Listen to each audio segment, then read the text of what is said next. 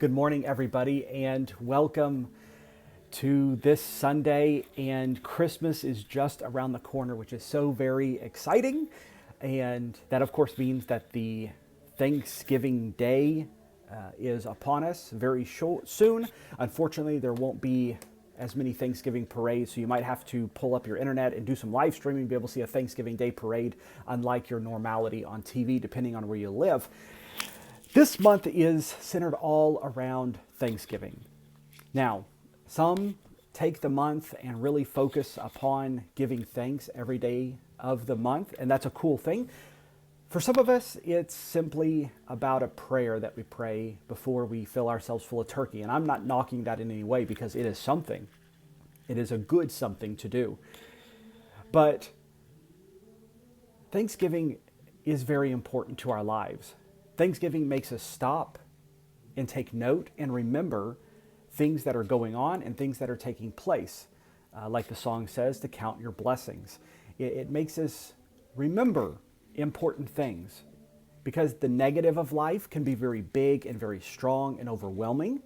And so taking time to give thanks, to remember sometimes the things that God has done in the past or might be doing that we don't see at the moment can be very good, and give thanks for those things. And we are on the cusp between November and into December, where we cross from Thanksgiving into the topic of hope. Two subjects that are very closely related, because the topic of Thanksgiving really helps us build our ability to hope. And so I thought it important to talk about hope and Thanksgiving, you might say, today. And several years ago, I gave this sermon. I took time to talk about Thanksgiving and hope. And this year I thought it would be really great to pull it back out and to share it with everybody, because I think it's so important. Because hope is a tricky thing.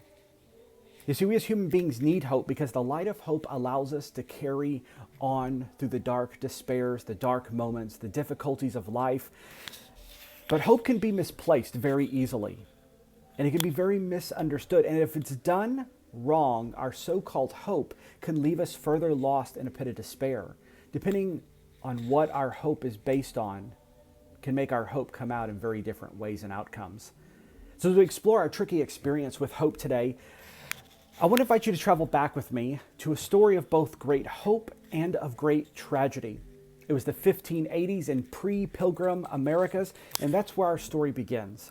As we zoom in, we center in upon the village of Patuxet, where we meet the Wampanoag tribe, and there's a baby that's born with a very, very big, long Native American name that's hard to pronounce, and you might not recognize him by that name anyway, but the name you recognize him by is Squanto.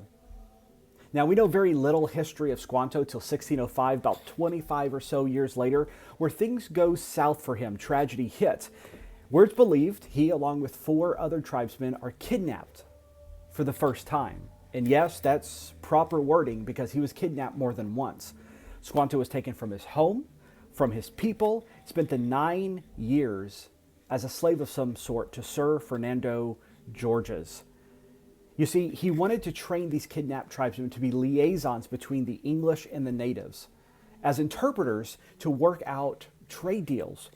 Now, in about 1614, Squanto was now trained in English, and Squanto was allowed to go home as a liaison. And things were good for him, you might say. There was good trading, you might say, because the Patuxet seemed to be very good at furs, and the trade was going very well, so his life was decent. I mean, he got to see his people, and so there was a little bit of goodness there, even though he was still a slave. Good trading was happening for his tribe and for the English. Good money was being made. But like I said, he was kidnapped for the first time back then.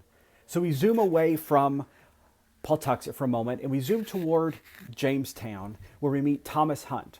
He was the new captain of a trading vessel, formerly captained by John Smith, and Hunt was under orders to load up with furs and other such items to be sold in Spain.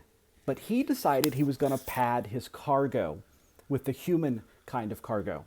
He, under the guise of good trading, lured Squanto and a dozen other tribesmen on board.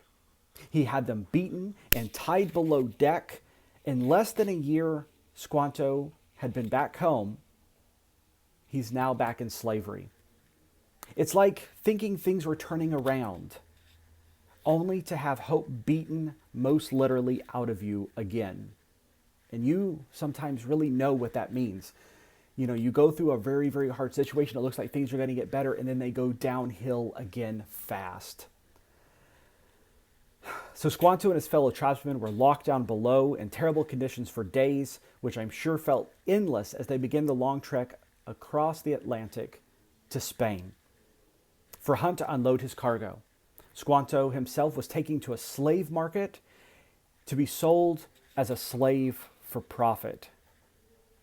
Now, Sir Fernando Georges was called the father of English colonization of North America, and the former owner of Squanto accounts it this way historically. It had happened there had been one man named Hunt, who seized upon the poor innocent creatures that in confidence of his honesty had put them into his hands, and stowing them under hatches to the number of 24, carried them to Straits, where he sought to sell them for slaves, and sold as many of them as he could for money. But the friars of those parts took the rest from them, and kept them to be instructed in the Christian faith, and so disappointed this new and devilish project. And so as Georges accounts, the church doing the things the church does well, the church has done throughout history, when it is being Christ in the world, meddled in the wicked plans of the evil, and meddled in the wicked plans of Thomas Hunt, and prevented the sale of Squanto and some of the other kidnapped tribesmen. So the next 4 years, Squanto was not home, but he was free. And though life didn't look too peachy altogether, this time in his life would prove to be very crucial in his life that was to come. So during those 4 years, Squanto lived with the monks, and in time they helped get Squanto to London, where he was able to make acquaintance with a man named John Slaney, which very much needed a translator to help make peace with the Wampanoag Indians. Why? Well, because they were considerably upset out of what had happened during the abduction with Thomas Hunt. And trade was not going so well. Trade was shot, and there was general unrest taking place, to put it mildly. And this, of course, provided Squanto a way back home. So he took it, and it took a year or so for the journey to get underway and for him to get there. But finally, he arrived back. He saw the shore of his home. He got out. He got upon that shore. And you know what it's like to go back home, to smell that smell. You know, for me, I grew up near the Gulf Coast, and you don't really smell it up in Houston or in the northwest side of Houston. But when you go south, you smell that sea air, that salty sea air. You hear those seagulls, and there's that feeling of home. So he's there. He smells the smells. He sees the sights. He hears the sound. You know, I had moved to Oklahoma for 14 months after Shannon and I got married. And it was a very hard 14 months. And I can tell you that when I crossed that border back into Texas, I got out and I kissed that ground.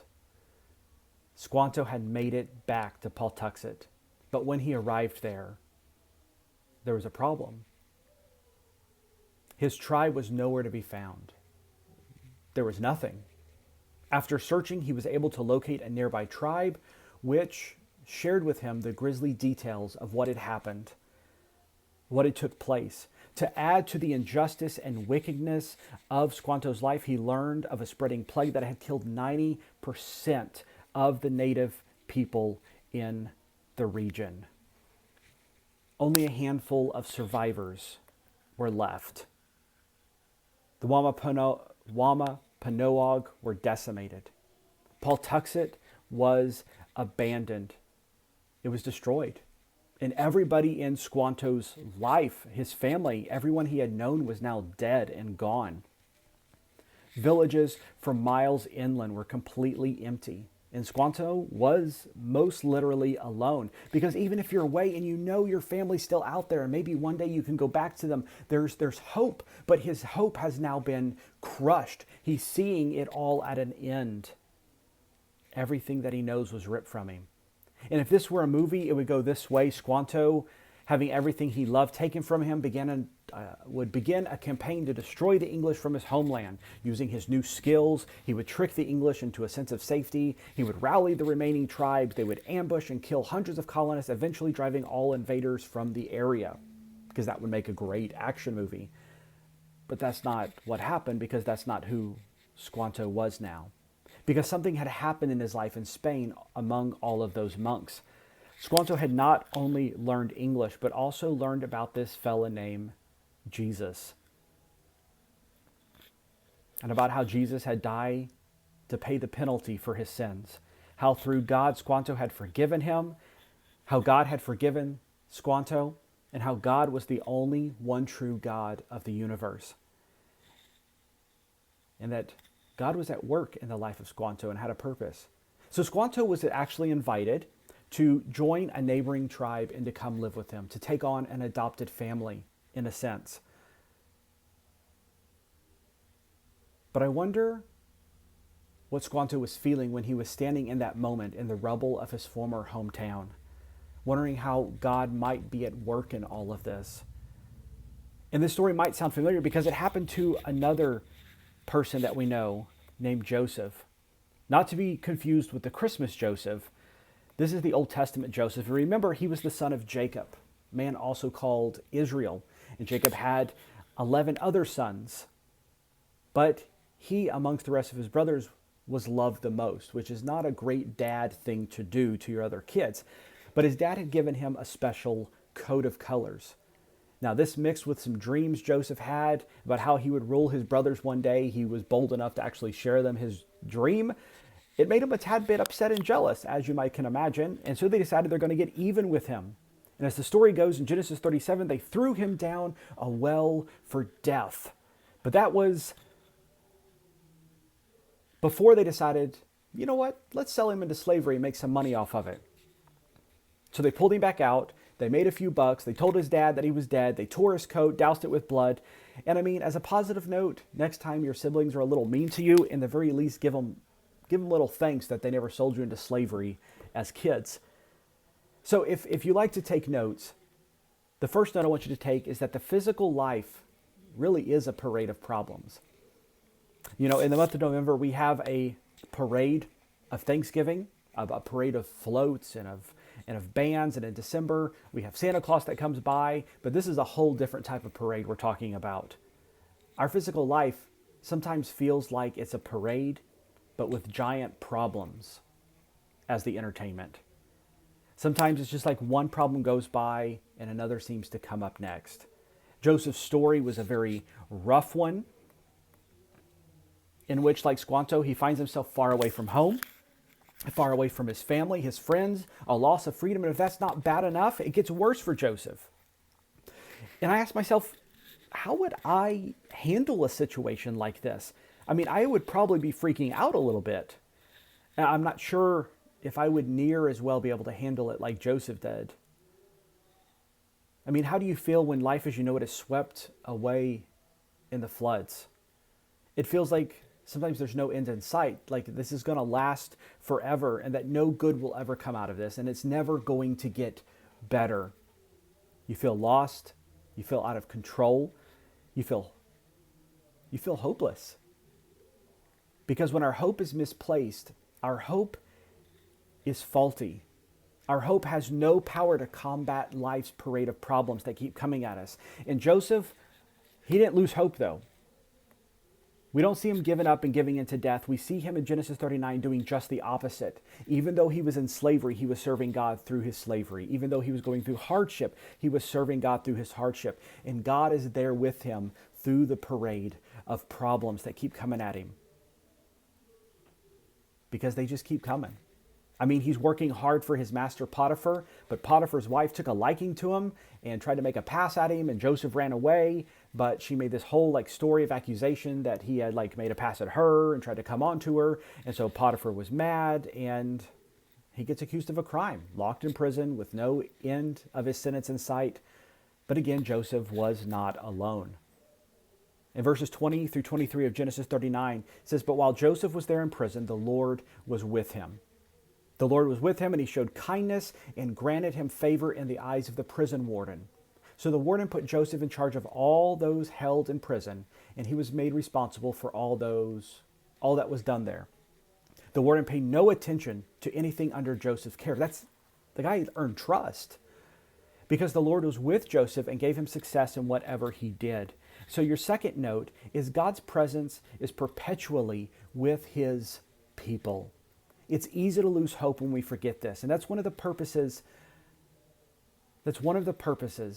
as we remember what God says in Deuteronomy 31:6. "Be strong and courageous. Do not be afraid or terrified because of them, for the Lord your God goes with you. He will never leave you, nor he will forsake you." And there's a lot of thems in the world for us to be terrified of. There's a lot of thems that are often to do with loss of control within our life. Things just go horribly bad and continue to spiral. I have a lot of thems in my life. I have a lot of thems in my life even right now that can bring stress and incite fears. But what am I told to remember? That God goes with me. That he will leave me and he won't forsake me. Now I can leave and forsake God. That's my choice. But when I join with him in covenant, when I give my life over to him, asking to be his and for he to be mine, God keeps his promises. God does what he says he's going to do, but God is a gentleman. And if we decide to walk away, God is a gentleman and respects our free will. And that is where the light of hope is found, that God keeps his promises. And so now we zoom back in 1620 to an old sailing ship at the end of its life that's been hired to go on a voyage. Its passengers were a big mix of different folks. The most famous of people on board were known as the Puritans, a group of Christians from Holland who were brought to England aboard a tough and little but old warship known as the Speedwell. And before leaving the coast of England, the Speedwell had multiple leaks, and all the passengers were unloaded and put aboard an old sailing ship, a ship that you might recognize by name, known as the Mayflower, to complete their journey.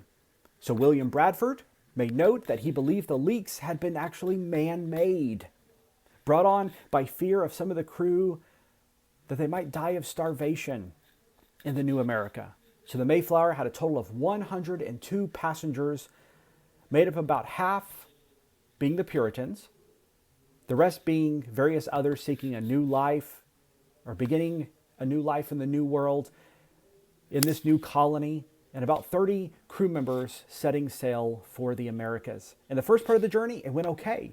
But of course, the seas in those days were very dangerous due, to partly, there were pirates. But there's a cool thing, because the Mayflower was in part originally built and armed for pirates. Not for fighting pirates. It wasn't a pirate fighting ship. But they were armed for carrying cargo of wine and defending that cargo from pirates. Now, the first part of the journey, it went okay. But of course, the seas in those days were dangerous due to pirates, which in part was what the Mayflower was originally built for and armed for. Not for fighting pirates, but instead of carrying cargo of wine and defending that cargo from pirates. Now, to avoid any pirate trouble, the Mayflower crew took a more northern route, and a great storm arose with horrendous winds that caused the main beam to crack, which is, if you don't know, really, really bad. Now, this would normally signal the journey's over. It's done for. We're going to have to turn back. We're going to find some place to find a port, to find a solid replacement repair. But being already halfway they used what they had on board. They made do. Now, what the Puritans had on board was a great iron screw that was probably used for a printing press, but possibly as well for home construction or even a cider press. So using this, it allowed the beam to be raised back into place properly to repair the damage as best as possible so the journey could continue. Now, after all the hardships on board, the loss of life was minimal, with only one crew member, who the Puritans said was God's punishment because he was cruel, when they finally landed and they sighted in November of 1620. But the journey wasn't over. You see, for the next few months, because of a lack of good place to form the colony, a lack of good place to lay anchor, a lack of place to game hunt, and a lack of good farmland, the Mayflower continued to sail the coast until finally finding a spot to make home in what would be called Plymouth. But the first winter, it was brutal on the new settlers, and without adequate food, half of the original settlers died. And all hope just seemed like it was going to be lost. And not to make matters worse, they had some small interactions with the local native tribes, and they were attacked.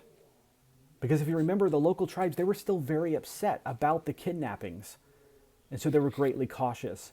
So where was God in all of this? They had to have been wondering. The Puritans fled their homes and their country to find a place to worship God freely on their own. So where was God in all of this? Now travel back to me for a moment to when the Pilgrims first saw land on that previous November day. On that November day, they had stopped to give thanks to God for seeing them safely on their journey, and they read from Psalms 100.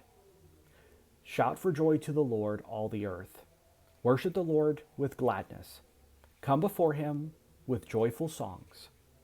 Know that the Lord is God. It is he who made us, and we are his. We are his people, the sheep of his pasture. Enter his gates with thanksgiving and his courts with praise. Give thanks to him and praise his name. For the Lord is good, and his love endures forever. His faithfulness continues through all generations. Now the Pilgrims began this undertaking with thanks. But now, is God still good if he has allowed this to happen? What will become of us? If God is not with us, then all hope is lost.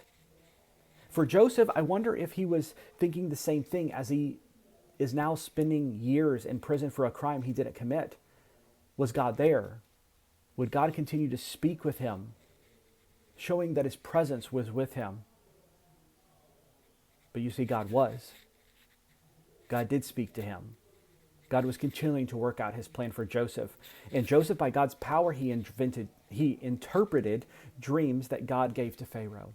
And in turn, he ended up saving all of Egypt and that known region through God's power. That whole surrounding region was going through famine and drought. And through Joseph listening to God, it allowed Egypt to become the most rich and powerful that it had ever been. He was given the second highest authority in all of this land. And through it, because of Joseph's hardship, he was able to end up saving his own family from death and all of his descendants that would have never came. And the most important thing is that through his bloodline, through his family's bloodline, it was all leading up to Jesus, the Son of Mary. Now, God allowed the parade of pain to work through Joseph's life for a purpose. God didn't leave Joseph. He was out there working out his perfect plan the whole time. And that's the story of Thanksgiving as well. You see, God's plan is perfectly precise. That's your third point, if you're taking notes. You see, for Squanto, his family, his friends, they were all gone, but through all the pain and anguish, Squanto came to know the God of the universe. And like Joseph, God had a plan for Squanto. And of course, he couldn't see it at the time. We never can. We have to trust that God's word is a lamp to our feet, and he is guiding our path. We never see that big picture until it's working through. So zooming back in, A friend of Squanto's, a fellow tribesman named Samoset, came upon this new group of Puritans and settlers and reported back to his own tribe. He told it to Squanto as well, which, knowing English, he wanted to meet them. Why were these English settlers different from any of the other ones, you might ask? Well, because of the specific place these Puritans, these pilgrims, decided to settle. You see, these pilgrims, when Plymouth was built, if you hadn't guessed, it was built on the same exact spot as Squanto's former village had been. For the pilgrims, they were lost. They were hopeless on this pilgrimage, knowing they could not survive another winter and choices were going to have to be made. And then Squanto arrived. He greeted them, and to the great delight of the pilgrims in this new land, feeling alone and helpless and hopeless, he spoke English. What a joy there was to be lost and hopeless, now to find someone friendly who knows your own language. But not just English. This native was a follower of Christ as well. He was a brother. Squanto, as remembered, he helped the pilgrims tame this new soil in the land. He helped them get properly settled. You see, he showed them hospitality, is the word that we use. For Squanto, they weren't only settled on his former home, but they were followers of Christ as well, making him his blood family. Due to the great providence from God, by leading Squanto through this journey, he most literally saved the Plymouth colony. And if you don't know this, that if it wasn't for that story, we would not have Clint Eastwood today. You see, Clint Eastwood is a direct descendant of those Plymouth settlers at Pawtuxet.